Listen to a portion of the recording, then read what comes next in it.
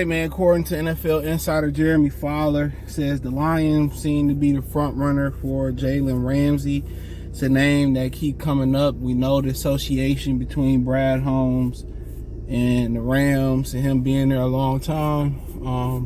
Let's speak on it. Thumbs up the video, share the video, subscribe to the channel.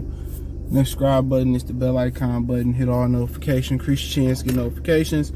We go live or drop a video. So apparently he says that he been calling around the league. He was quoted on Bleacher Report that he was calling around the league, and the Lions have been the one team who named consistently have been coming up for Jalen Ramsey, and I'm fine with this. You know, just as long as they ain't giving up too much for a guy that's about to get paid and about to be 30. The reason why his age don't really scare me as much is because I think he is a great transition to safety. You know, you keep hearing people say, well, the Lions might need Charlie Gardner-Johnson or whatever his name, his CJ Johnson. And I keep telling people, Chauncey, excuse me, that they should have drafted him. You know, I don't understand why they didn't draft him that year. But, man, I think he went to like the 3rd or 4th round out of Florida. I was in love with his tape. But at this point, I think you pretty much perfectly fine rolling with Tracy Walker. Probably bring back Deshaun Elliott to Walker get back. And you probably rolling with Kirby Joseph. You know, apparently Jalen Ramsey did follow Kirby Joseph on social media as well, too. So, you know, apparently that means something like when you unfollow each other, you and your girlfriend officially broke up now. That's supposed to be a thing. So, but, you know, and like I said before, you got Melifanu, who seems to be a utility player, who's built just like Jalen Ramsey too. So I think, you know, you got a good, like I said, you got a good nucleus of young corners, bro. If you don't believe in Jeff Okudah, you probably still possibly take one early in the draft. But my thing is this, and it's kind of been my thing about it. The finishing touches to this defense, the multiple spots that they need filled, and they franchise tag Deron Payne, which I'm not a fan of picking up free agent defensive linemen either, especially the interior. You just never know where they at. They get beat up so much. The multiple holes they need to fill need to be filled by veterans. They just so young across the board. You lose a veteran in Michael Brockers, who was a good voice in the locker room. So then you look and say, you know, you look at the cornerback spot. Okay, if you don't like Jeff Okudah, you don't believe in him, fine. You take one of them. You take one of them corners. Remember, if they trade a team for Jalen Ramsey, they still have the capital to move back into the first round. Okay, so they still have that capital to make that happen. But whatever it may be, you may see, is Chase Lucas ready to play the nickel yet? Jerry, so what was your cornerback room? Chase Lucas, Jerry Jacobs, Jeff Okudah, and Melifanu. That's probably the 4. You know, Will Harris had a good grade. I don't think you can move forward with Will Harris, you know, only as a 5th corner utility guy in the secondary. So I think you pretty good when you talking about corners as far as youth. You just need that, unless you go move on for Jeff Okudah, you know, next year, then you want to draft the Gonzalez or a young corner somewhere in there, so he can start to transition, you know, get used to it, get some reps here and there, but not be pressured into the starting lineup. And then his second year, he can hit the ground rolling and know what it's like. But you need that true number 1 or that veteran state elderman in the secondary. They needed that. And you know, obviously you can go after James Bradbury in free agency. What's going to cost you? You can go after, you know, Greedy Williams. You know, you can wait till Anthony Brown get healthy. You can draft somebody and roll the dice that way. But I think the moves they need to make is a guy like Jalen Ramsey defensively. And, you know, people talking about Bobby Wagner, he played well. If I got an opportunity to get Bobby Wagner on a discount, okay, cool. Or on a team-friendly deal, okay. I'd rather have and then you still got to draft a young guy. The reason why a lot of people like Tremaine Edmonds is because you don't have to worry about drafting his replacement. That's why. You know, and I'm more of an Edmonds guy. He's used that athleticism, been a Pro Bowler a couple times this year. He only, 24, 25 years old. So, but those are 2 moves you should make, and then you probably could be aggressive, move up for Jalen Carter. And those 3 moves that you probably really want to make. And you know, And for me, for Jalen Ramsey, depends. I'm thinking more of a second and a mid-round pick in the future, or maybe this draft or something like that. That's what I'm thinking. I think a first is too steep for somebody that's pushing 30, and I gotta pay him. And it was somebody you was consider releasing too. So, I don't think a first. I don't think you trading for Darrelle Revis, prime Revis at this point. It's really hard, saying the corner going for the first. He's still a tremendous player, but first round pick. Come on, that means if I get him a first, I need a third back or something like that. That's just how I'm playing. But I really think second and a mid-round pick is probably fair value. That's just what I think. The market gonna dictate that. The Rams gonna dictate that. So, but those are moves they probably need to make to really, then it's just about gelling. Now, guess what?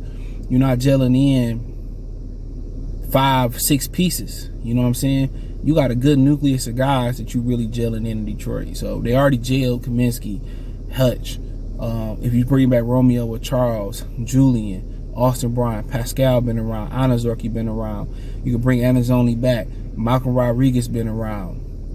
Talked about the DBs, they all been around each other. The offensive line, you probably gonna cut high tie, which would be common sense.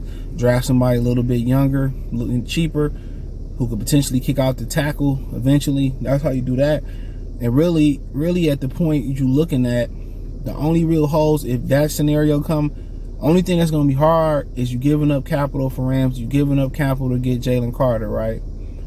Only thing becomes hard is getting a guy like Bijan Robinson.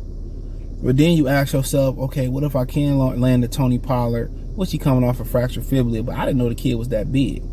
What if I can land a Saquon Barkley? I'm going to talk about Josh Jacobs too. What if I can land a Josh Jacobs, to kind of put us over the top? And I'm like, go for it. I'm somebody that say go for Lamar. And everybody around sports world outside of Detroit, I'm not speaking on y'all, they really think Lamar is a fit in Detroit or Washington. They really think that's the fit.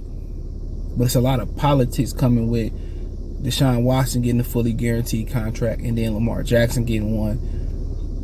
I'm not going to get into none of the politics, but it's a lot of politics around that. So, but, in that scenario that I'm speaking on with the veterans that they can feel, it's perfect. Will Lamar, will it be an adjustment offensively? Yes, and people hate the momentum being broke. And it's going to cost you. It's going to cost you either way. But honestly, defensively, patching up them holes and them three guys, and if you get something back from Anazorki,